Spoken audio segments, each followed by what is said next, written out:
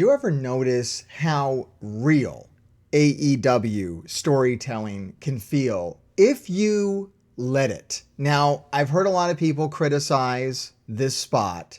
I see everyone talking about this spot. So it did its job, guys. Whether you like it or whether you don't like it or whether you thought it was cheesy or whether you thought it was awesome, it did its job. Everyone's talking about AEW, and that's good storytelling. In my opinion, if everyone's talking about it, then you did something right. Now, Tony Khan, not a trained wrestler. He took a Tony Khan driver. That was awesome. I don't care who you are. I mean, this is better than Vince McMahon taking a stunner, man. That really, he really went out there. He really trusted those guys. That was dope. When I watch this, I turn off the analytical part of my brain, right? I just enjoy the show. And what a great angle with Jack Perry coming out, and the crowd response is awesome with the Cry Me a River chants and the He's Our Scapegoat chants. Like, Jack Perry's really something special right now in AEW, and take that as a good thing or take that as a bad thing, but it's a thing. Whatever's going on here is incredibly interesting. It's incredibly cutting edge. It's new. It's something that we haven't really seen in wrestling, at least on a big stage like this. It's changing the world, okay? Whatever you want to call it, this was cool. I'm invested in it. And this is a great opening to this segment of programming. This section of AEW that's going to culminate in, Double or Nothing. And I'm really excited about this. I really want to know what they're doing with this. The Young Bucks have just been crushing it with these EVP characters. We got Okada out there. We are kicking the crap out of Tony Khan. That is wild. I was just not a fan of the way they introduced this stipulation, nor the actual execution of it. I think it has potential, but I just feel the logic is so off. If there could be endless entrants, where was the urgency from all the wrestlers? The odds drastically would go down after each entrant, yet it would just feel like a run-of-the-mill match with multiple points. The only real wrestlers that came off looking decent were Will Osprey and Jay White. Dante Martin, in my opinion, continues to look lost in the ring. I feel that Commander, Lethal, and Penta all did well. Archer and O'Reilly were fine. I just felt like the layout and execution could have been infinitely better. This dude's all over the place. He's like, nobody looks good, and then he's like, everybody looks good. Everybody looked good. This was a well-booked and really fun match. It's the highest rated match of the night on the show, and it was super fun. I really liked Lance Archer's presentation here. In fact, he had me thinking that he was going to win this thing. And that would have been a cool alternate universe to exist in, but it's one of the best moments for Lance Archer in AEW. I mean, that's not saying a lot, but there it is. Lance Archer looked great. I thought everybody got a good showcase. Of course, I love the showdown between Jay White and Will Ospreay. That was like as fun as it possibly could be. One day, Will Ospreay is going to win the AEW World Championship, and the guy to beat him is going to be Jay White, and this is story beat number 1 in that. A clunky match where it did not feel like anyone stood out besides Osprey as the winner. Osprey-Roderick was a neat match on paper. It's an odd direction for Will coming off a big win over Bryan to go for what is essentially the 4th most important title in the company. There was not a lot of semblance with why they allowed who entered to enter while the intervals were inconsistent. A match that was in ways raised more questions than answers as to why this was put together, as it was combined with ad breaks hurting the flow. The match had a lot of talent in it, but the layout did little for me. You're overthinking it, dude. Like literally, you're really overthinking it. It's wrestling. I'm surprised I don't see more people calling out the rankings, right? The AEW rankings. I'm fine with them being fluid on the rankings thing. I know they made a big point of it. A couple months ago, they were like, the rankings are back and wins and losses matter. Boom, we're having a gauntlet match. Anybody can win and get a shot at the title. That is definitely two opposite things to tell your audience, right? But also, I don't give a fuck. At the end of the day, I just want to watch cool shit on TV. This was cool shit on TV. As far as the matchup between Osprey and Roderick, it feels like that makes sense to me. Here's why it makes sense to me. You have Swerve as world champion. Osprey is headed for a fucking belt. I don't know what belt. I was assuming the world championship. That would mean Swerve was going to get a very short run with that belt. So now Osprey is going after the, Intercontinental Championship, or whatever the fuck they want to call it. Basically, the Intercontinental belt. That's kind of the placeholder that it has. It's not the fourth most important belt. I would say it's the second. This is the second most important belt in AEW. Orange Cassidy raised the value of this belt. The lineage of this belt is quite good. Very good wrestlers hold this belt. This is the belt for the best wrestlers in AEW. The World Championship, of course, but second to that, this Continental Championship is held in high regard in AEW. So it makes sense. I would assume that Osprey is beating Roderick at Double or Nothing for this. Otherwise, they are going to need Cheat to win, because it will be Osprey's first loss. And in fact, I thought this match was going to be Osprey's first loss. I was wrong. It would have been a great first loss for him because he didn't have to lose. You know what I mean? Somebody else could have been pinned. Osprey could have taken his first loss. We could have got that out of the way. But no, he fucking won. And now he's going after Roderick. And I feel like that Continental Championship really belongs on the waist of Will Ospreay, especially if we're not going to have him take the title off of Swerve, which honestly would be too soon. I think Swerve should headline All In and retain. And Ospreay can co-headline with this Continental Championship and have a banger match with literally anybody for that and retain. And then everybody's happy. And isn't that what we're really looking for? I enjoyed this match a ton. I love when wrestling is fun and there are surprises. This match came out of nowhere as a lower third announcement like 20 minutes into the show, and by God did it deliver. The fact that no one knew it was next made it phenomenal. Best part of this match was the short exchange between Osprey and Commander, followed by the face-off between Osprey and Jay White. I also want to call out Osprey and Roderick Strong. They had a exchange in the middle of the ring that was just amazing, like some really quick counter work, some interesting stuff that really fast technical wrestling, which was really awesome. I would love to see the match between Osprey and O'Reilly. I think that could be a really nice next step.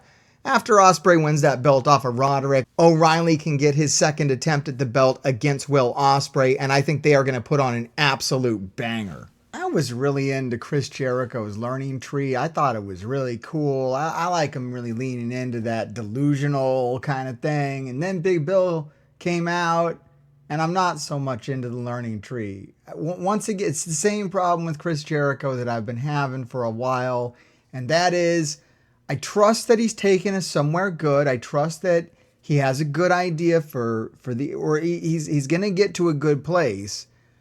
But why does getting there always have to be so confusing and weird and not fun? Don't get me wrong. I think Big Bill did great here. It was a solid promo and everything, and Big Bill was interesting enough. It's just that, I feel like Jericho is feeling out where he wants to go a lot of times. I think he's mentioned that in a few interviews that he doesn't. He likes to kind of play it by ear. Like throw things out there, see if they stick, and then depending on audience reactions and reactions that he hears afterwards, kind of steer the boat that way or this way. And he doesn't really have like a written out story in mind. Like he's been doing this for so long, he kind of trusts his process. I just don't find that as interesting. It doesn't feel as driven. Like there's no author behind it. He's just kind of going where he goes, and sometimes it goes to great places and it's very interesting. When it works, it's really cool, but when it's not working, it's just like frustrating and confusing, and that's what I mean by that. I love David versus Goliath matches, and this rating is because of the potential this match had before they had to call an audible. and end it earlier than scheduled. I respectfully disagree with everyone saying that the offense from Hobbs was weak. I respect all opinions, because he did a sequence of the world's strongest slams on Moxley that looked very stiff. He came out as a very dominant guy in those 10 minutes and looked like a killer. Unfortunately, he got injured and it ended in an anticlimactic way. But I was really enjoying the match, thinking that it would last more. So yeah, I enjoyed the match. I think it had potential to be a beautiful storytelling match. And I thought about, like the way I make these reviews, I thought about not talking about this one after I watched the match. I knew going into the show that it was the lowest rated match, and I was confused about that. It looks like Hobbs really did get injured here. It doesn't look like a storyline or anything that they're playing out, I don't think. And yeah, it led to a very, lackluster ending to the match, which shouldn't be held against either guy. These things happen. Thought the match started off very strong. I thought Powerhouse Hobbs looked great until he didn't. He looked absolutely fantastic at the start of this match. This was set out to be a good thing. I think we knew going in there was no way in hell Hobbs was going to win this, but from the opening of this match, they weren't alluding that he was going to lose this thing. This was going to be a tough match for Moxley to win. That's what I believe that this was going to be until Hobbs took his injury. And then it just became very, Hobbs did not look strong in the end, but he did what he could do. I actually thought he looked, personally as a wrestler, I thought he looked amazingly strong at the end because he stood up and he finished the match. He allowed Moxley to get in a couple pieces of offense on him while he was injured to the point where, he didn't want to walk anymore. That's extremely strong, so I don't know. You say what you want to say about Hobbs, but Hobbs was absolutely professional at the end of this match. And for that, I would not give it a low rating. I would applaud this match. I would just I don't think we should rate matches like this, guys. I don't think we should be critical of matches where somebody gets hurt. Just turn off the rating system for that one, right? Maybe don't be a horrible dick. This might sound hypocritical given that I do this series where I talk about the cage match ratings on Dynamite, but what the fuck are we doing? Sitting back and watching the show and then giving number grades out to the various matches. Is that really the best way to enjoy television? This isn't how I used to watch wrestling when I was a kid, guys. I didn't sit back and come up with numbers in my head. In fact, if you'll notice for the last few episodes of this, I don't do I've stopped putting the fucking H's on the screen, the rating system. I just find the whole thing's fucking stupid. Did you like it or did you not like it? Do you like the show? Do you want to watch were you entertained? These are more valuable questions to me. This is a more interesting discussion than, what number out of 10 or what number out of 5 does it get? Oh, this gets 8 stars out of 5. What the fuck does any of that shit mean? It's such gibberish that it's really hard to, especially when somebody gets hurt or whatever, just turn it the fuck off. Just enjoy the show. Just try to enjoy it. Try to have fun, right? I don't know. Maybe I'm being a dick. What an episode of Dynamite. I just typically love episodes of Dynamite that are filmed in Daly's Place. There's something special about that venue for them, and I thought that this was no different than anything else. I like the uniqueness of the venue. I like the uniqueness of Daly's Place. I've heard a lot of people say about AEW that they should book smaller venues. And I don't necessarily think that's true. I don't really want to see them do that. I think that kind of makes it look small. It kind of makes them look like they're scraping the bottom of the barrel or cutting themselves short. So I like them booked in big arenas, but I really do like the idea of them booking smaller, more interesting arenas. Come to Hammerstein, the Hammerstein Ballroom in New York City. I mean, what kind of show would AEW put on in the Hammerstein Ballroom? Would it have that ECW feel? It just might, and that would be probably worth it. It would be interesting on TV. I love Daly's Place. It's smaller, but it's more interesting on TV, right?